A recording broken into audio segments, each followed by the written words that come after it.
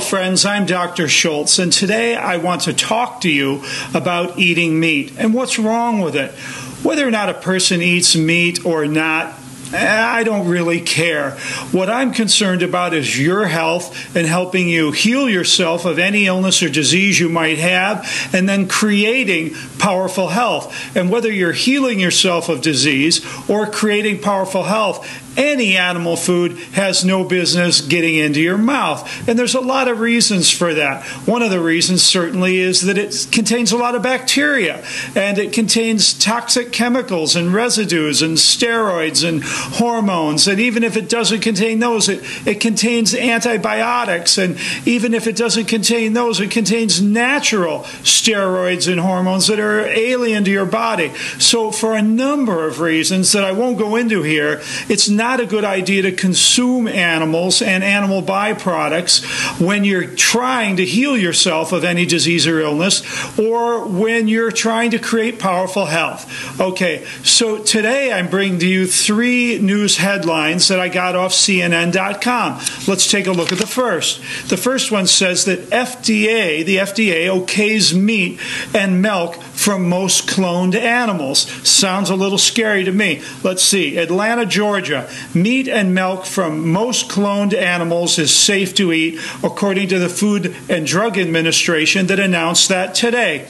According to a 968-page risk assessment report, the FDA found no safety risk in meat from healthy cloned cows, pigs, or goats, or the milk from cloned cows and their offspring. It actually says that it's highly unlikely that any clones will be used in food production because the cloned animals are too expensive. It says more likely, the experts say, that the offspring of the cloned animals will be used for meat and milk. Great.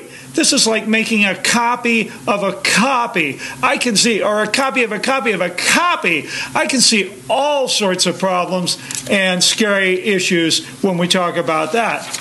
Finally, this article says that while the safety of any food cannot be proven with absolute certainty, consumers should have confidence that meat and milk from cloned animals and their offspring is safe. Okay, so the government is basically telling us no problem with eating scientifically test tube made cloned animals, eating their flesh and eating their milk.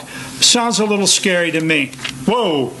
Look at this. The next article, 1 month later, we had one government agency telling us a month ago that it was okay to eat cloned meat and milk. Now we have another government agency recalling 143 million pounds of beef. Look at this. USDA orders recall of 143 million pounds of beef. Now, these weren't even cloned animals. We have a hard enough time keeping regular meat and milk and animals safe for people to eat. According to this article, a slaughterhouse has been accused of mistreating cows. I guess killing them is not mistreating them before they kill them. They recalled 143 million pounds of beef in what the federal officials say is the largest beef recall in U.S. history. According to this article, it surpasses the previous recall of 35 million pounds of processed meat, according to the Associated Press. They said that the cattle had lost their ability to walk, that these cattle were slaughtered, couldn't even walk, and they were slaughtered without an inspector having examined them for chronic illness. Well, I would suggest that they had a chronic illness if they couldn't walk.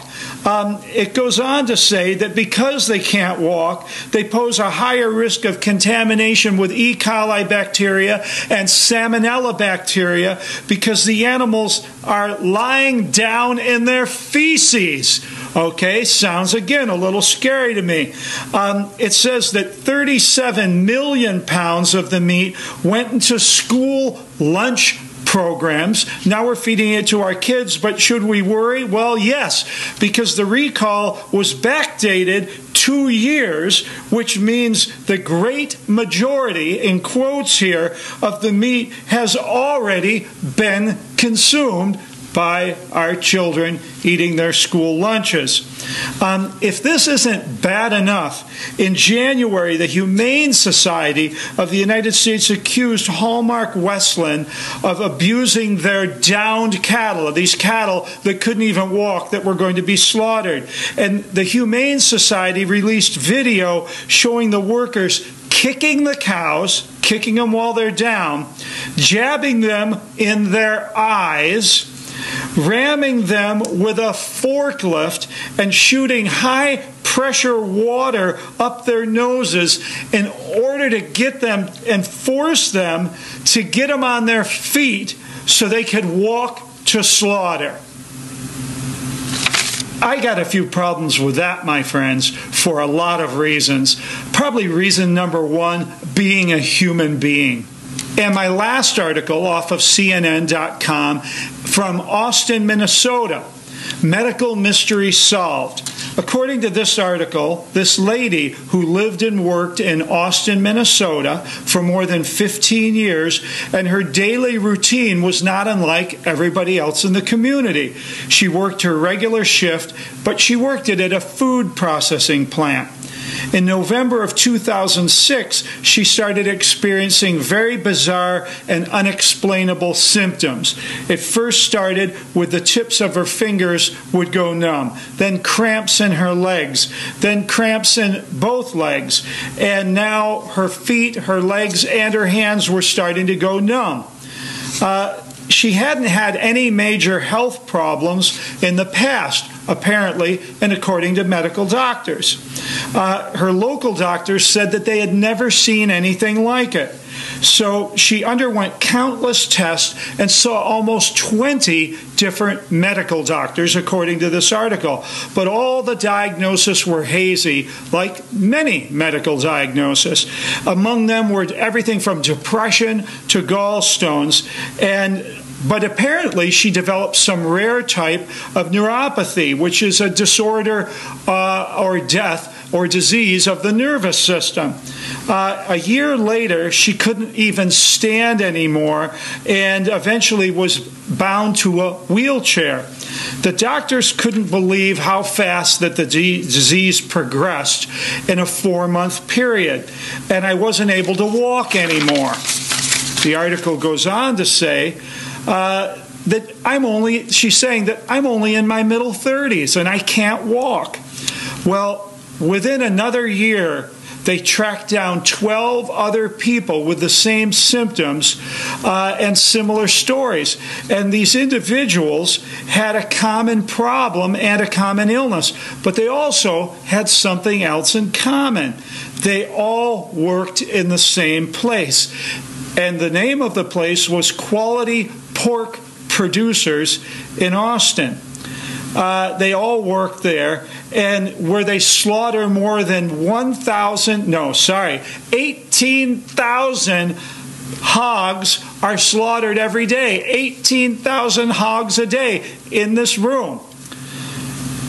When they looked a little further, it seemed these workers were all clustered in a particular part of the plant, often referred to as the head table.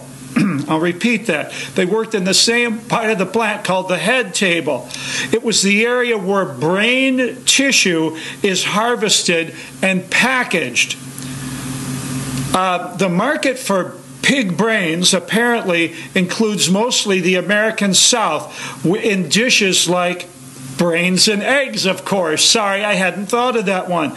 It's also sold to some Asian countries, and it's stir-fried in, I guess, brain stew, pig brain stew to be exact. But according to this article, state and federal health authorities said that eating pork brains is completely safe. Now, I get confused here because a month ago, the article said that the FDA said that eating meat and flesh and milk from cloned animals and cloned animals was safe. Then a month later, another government agency recalls 130-some million pounds of beef, even though it was unfortunately fed to our children.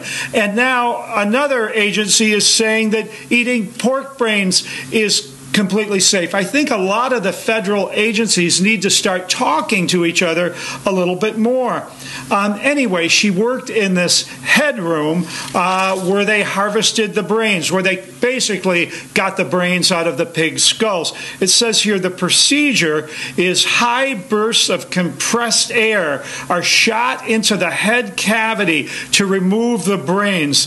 And sometimes this liquid and water and brain tissue is turned into a mist. It goes on to say that health investigators said that droplets of this mist entered the woman's system through her nose and her mouth. That sounds a bit obvious to me. And that triggered an attack on the body's nervous system, killing parts of her nervous system. According to the Center for Disease Control, they gave a new name to this disease called progressive inflammatory neuropathy. I might have called it blowing out pig brain and inhaling their mist disease. Anyway, it says while health authorities are convinced the outbreak is contained, they said it will take months, maybe years, to fully understand what triggered this illness in the workers. I thought we had figured that out. It's called high pressure blowing out and misting of pig brains and then inhaling it. And friends, I have one more thing to say. You know Dr. Schultz always has one more thing to say.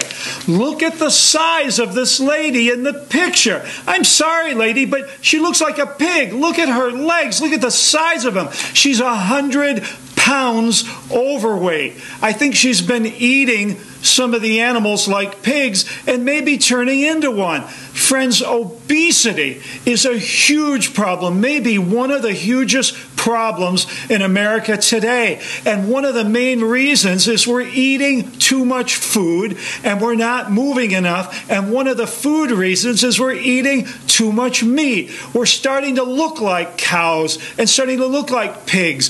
All the fat in that kind of food and their milk products and that fat inside that meat, friends, do me a favor and do yourself a huge favor. Remember, I'm looking out for your health. We need to stop eating animals, stop eating their byproducts, especially if you're trying to heal yourself from any illness or disease, and especially if you want to create powerful health. Thank you.